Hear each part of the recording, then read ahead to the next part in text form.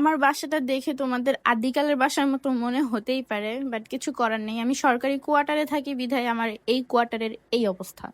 তো যাই হোক, প্রতিদিন সকালে আমার করণীয় হচ্ছে, সকাল তো না, আমি তো উঠি দুপুরবেলা।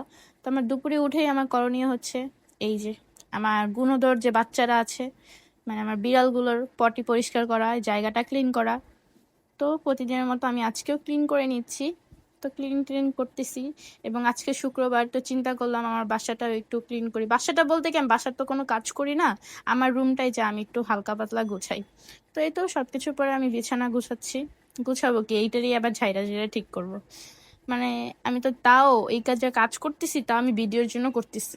এর মধ্যে ক্যান্ডি এসে একটু ব্যায়াম ট্যায়াম করলো, তারপর সুন্দর বিছানা দেখে শুয়ে পড়লো, মজা করলো, খেলাধুলা করতেছে। তার মাঝখানে আমি একটু ওকে আদর করে নিচ্ছি। তো আমার কাজের মাঝখানে ওরা তো আমাকে ডিস্টার্ব করবেই, এর জন্য ওরা তৈরি হয়েছে ডিস্টার্ব করার জন্য। যাই হোক, এটাকে ডিস্টার্ব না, এটা ভালোবাসা। তো সব কিছু আমি গুছিয়ে নিচ্ছি, গুছিয়ে টুছিয়ে নেওয়ার পরে এখন ওই যে আমার সকালে খালি পেটে আমি যে ড্রিঙ্কসটা খাই সেটার জন্য পানি গরম করতে দিয়েছিলাম। পানি গরম করতে দিয়ে আমি এখন চিন্তা করলাম আমার ড্রেসিং টেবিলের সাইডের টেবিলটাও একটু গুছিয়ে নেওয়া উচিত, কারণ এটাও অনেকদিন হয়েছে আমি হাত দিই না, গুছাচ্ছি না। দেন হচ্ছে এটাও একটু হাতে হাতে গুছিয়ে নিয়েছিলাম, যেহেতু কাজ করতেছি একটু ভালো মতোই করি আর কি। তো এরকম করতে করতে আমার জুস খাওয়ার সময় চলে আসছে, এবং আমি এখন আমার জুসটা খেয়ে নিচ্ছি। জুস খেয়ে আবার আমার কাজে চলে যাব।